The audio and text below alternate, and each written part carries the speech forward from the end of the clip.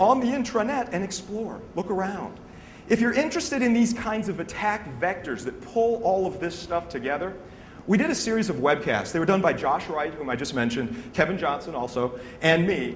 And we called it the Pen Test Perfect Storm Trilogy. It's 3 webcasts. They're available for free. Just do a Google search on this, and you can see how you can take these 3 different attack vectors and use them in individual attacks. We go over a whole bunch of scenarios in there. And the goal here is something we embrace as penetration testers. It is to mercilessly pivot through the target organization, always staying within scope, always following the rules of engagement, but absolutely merciless within those things, jumping from system to system to system. We'll get back to that merciless pivoting in just a little bit. Also, why is this so? We're not learning from the mistakes of the past. I alluded to this with the SQL injection thing on the previous slide, but it's actually almost everywhere. Buffer overflow attacks continue to abound. Yes, the service side on Windows is better than it was. Address space layout randomization has helped somewhat, but there are attacks and vectors to get around those. Misconfigurations are still all over the place. When I started doing information security, way back in 1996, my thought was, 5 years or so, we'll nail this. We'll become so much more secure. This buffer overflow stuff that Aleph1 is talking about, amazing and important stuff, but we'll figure this out and we will become so much more secure. And here we are almost 14 years later, and the issues are still there. There are new languages being deployed and environments that are thirsty to run these languages. And the attackers are just really happy to provide input. I'm talking here about the extensions of things, not only like Java runtime environment, but also Flash, which is a beautiful runtime environment, Microsoft Silverlight, and others as well. Comprehensive patching processes are a problem. They remain elusive. We talk to a lot of our clients and we say, how are you doing at patching your systems? And they'll say, oh, we're pretty good. Really? And then we'll analyze it. We'll look at one of their Windows boxes. Just give us a representative sample of a Windows box. And we had one client that said that they did a really good job of patching, and the thing was missing 13 patches, 5 of which were critical, on a typical Windows box. Now, maybe you're better than that organization, and you do Windows patching very well. All right, well, what about the third-party ecosystem that lives on top of Windows?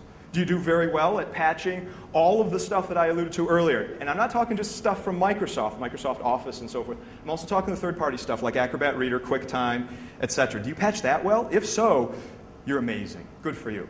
And even if you do that, what about the rest of your infrastructure? Do you patch Linux well? Do you patch Cisco iOS well? I saw a presentation by John Stewart, who is the Chief Security Officer of Cisco. It's a presentation about a year ago that he did. And it was a brilliant presentation. He did a fantastic job with it. And he asked an audience of 300 people, how many of you here patch iOS well? And nobody raised their hand, and he put his hand down. And he says, good, if you figure out how to patch it well, let me know, because we're not sure. And I thought that honesty from the Chief Security Officer of Cisco itself was pretty good. I mean, that's good stuff. All right, why else are the bad guys winning?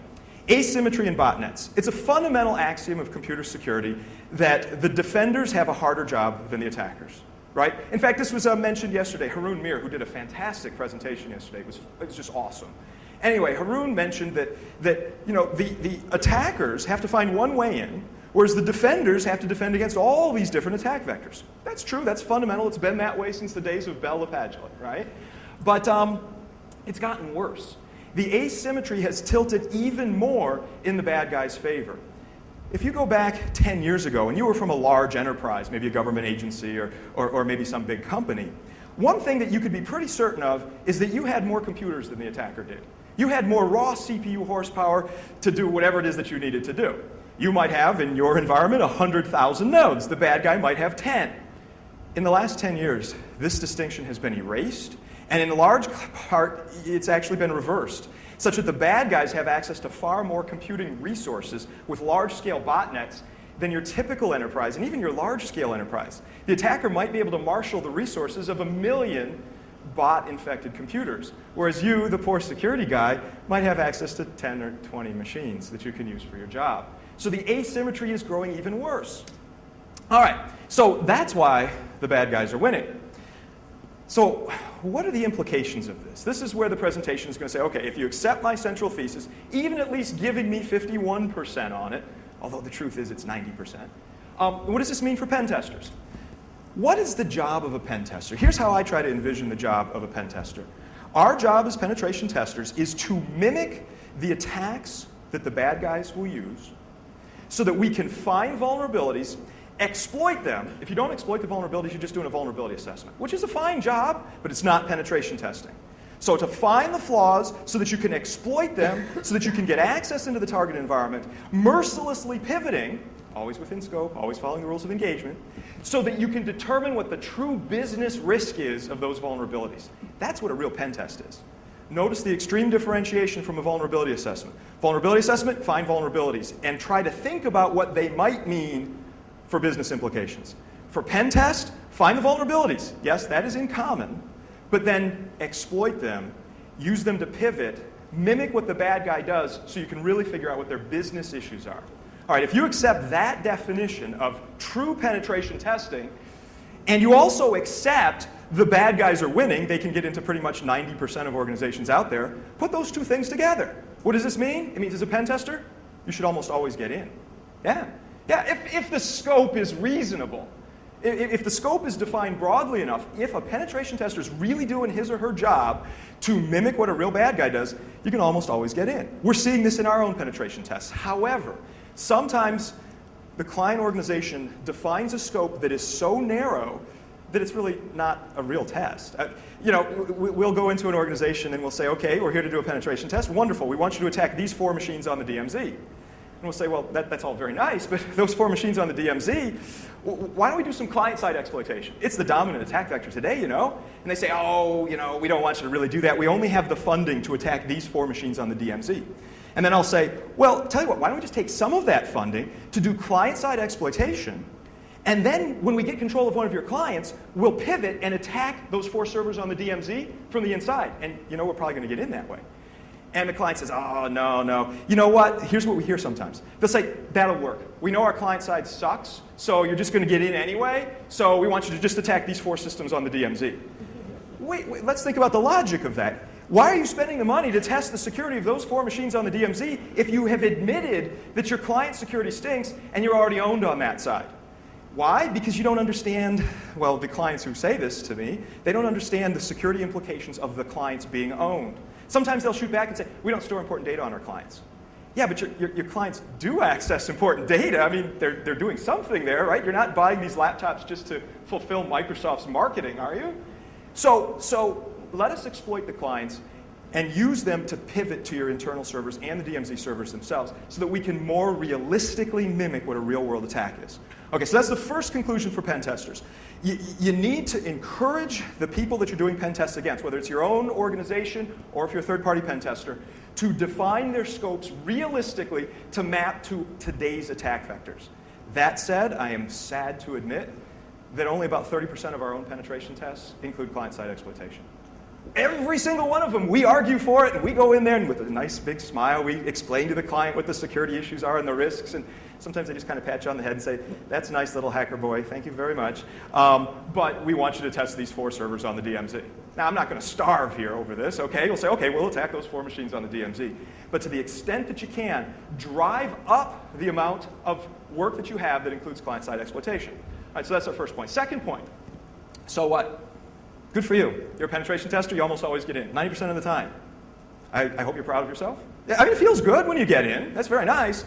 But getting in is not the ultimate goal of pen testing. It is a step. I went through and talked about what true pen testing should be defined as.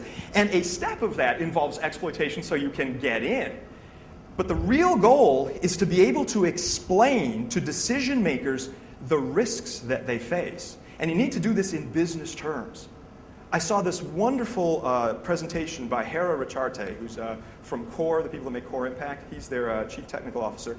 Hera said, and it was just really cool, he said, the pen test doesn't end when you get shell on the target box. He said, in fact, that's just when things start to get interesting. Okay? If you're writing up in your pen test reports, nice little screenshots saying, look, we got shell on this box, we're cool, you've missed the point. The point is, well, what does that shell on that box mean from a business perspective? How could an attacker use it to realize their most significant security issues in the target organization? So keep that in mind. Second important point. All right, now we'll get to a point that maybe is a little more controversial and some of my friends might vehemently disagree with. So I came to this mindset about a year ago based on lots of debates, lots of discussions with folks. It's true that the real bad guys, the ones that we as pen testers are trying to mimic, the real bad guys can spend all of their time focusing on the offense, right?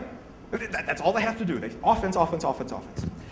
And I saw a presentation by my buddy, Jay Beal, at DEF CON last year. And Jay was up in front, and there were like 400 or 500 people in the room. And Jay said, he was talking about a certain penetration testing aspect. And he said, the reason that we're doing all this stuff from an offensive perspective is so that we can improve defenses. Our whole goal is to make defenses better. And I had said the same thing a lot in the previous 12 years. But when Jay said it, it hit me. Like sometimes you see on the movies like that spotlight comes in and the camera zooms in on you. And I thought, I'm not so sure I buy that anymore. I mean, yeah, I buy it at some level, but I don't feel it in the fiber of my being that the only reason we do offensive stuff is to help improve defenses. I think there might be more out there. And I got to thinking about this. What if it might be okay to be a good guy security person, like us in this room? I think we can all agree that we're good guys, right? Anybody here not? See? Right? Okay. What if it's okay for a good guy to be purely offensive? Yeah. Now, some of you just accept this. This is the hacker community. This is a hacker ethic. It's okay to be purely offensive. But others of you, perhaps those in some government agencies, we know you're here moving among us, yes. And perhaps others aren't quite there yet. You say, no. The real reason you do this offensive stuff is merely so you can find flaws, so you can express their business terms, so that you can then defend the environment. But think about this. The bad guys can spend all of their time focusing on offense. If we, the good guys, really try to balance between offense and defense, I've spent over 10 years of my career trying to do good defense and do good offense as best as I can, but I'm a limited guy. You might be a genius and you could be excellent at both of those, but I have to decide where am I going to focus. Am I going to focus on offense or defense? And balancing it over a decade was hard. And I came to this conclusion. What if it's okay? If I'm supposed to be mimicking the real bad guys who spend all of their time, all of their intellectual effort in offense, what if it's okay for me to do that too? It's really kind of freed up my psyche in the last year or so to say it's okay to be purely offensive. And the only time you think about defenses is to think about how to get around them. Okay? I'm not advocating abandoning defensive knowledge. But I am saying you might want to rethink your defensive knowledge to say, how can I use that defensive knowledge offensively to get around target systems and so forth so that I can maximize my capabilities? Let me give you an analogy. I was playing Capture the Flag at DEF CON many years ago, back when the ghetto hackers ran it. Those were the days. It was a very good time. Ken Shota then took it over, and now there's a new team that's taking it over. Good stuff. But back in the ghetto hacker days, I was on a team that was headed up by Crispin Cohen. You guys know Crispin? He created Immunix, that great hardened version of Linux. He now works for Microsoft. He went there about a year ago, which is a sign of the end times, when Crispin Cohen, this big Unix security and Linux security guy, goes and starts working for Microsoft. But anyway, I was on his team, and I remember Crispin saying, when we were getting hacked, I mean, we were just getting zapped really bad. And Crispin, who's an amazing defensive guy, looks up in exasperation and says to us, he says, I'm a defensive guy. I don't know this offensive crap. And that really crystallized in my mind. Well, that's interesting. And we accept that. We accept that as a security community. He's a defensive guy. He doesn't know the offensive crap. But I think we're starting to see some of that whittle away. If you're purely a defensive guy and don't know anything about the offense, you're not a very good defensive guy. Because you see, defense must be informed by offense. If you're a defensive guy, you need to know what the bad guys are going to do so you can anticipate their moves, so you can look for them in the appropriate places, you can detect them, you can do your job as a defensive guy. You need to know at a certain level how the bad guys do their job, right? But you don't have to be an expert in it. That's accepted. We're cool with that in the information security business. It's okay to be a purely defensive guy. It's okay to not know offenses very well, other than how they might be used against you so that you can defend even better. All right, we accept that. Flip it. Flip it. An observation, you can flip offense and defense for the entire argument that I just did, and it actually makes sense. It's a reasonable argument. Okay? I'm an attacker. I do penetration testing.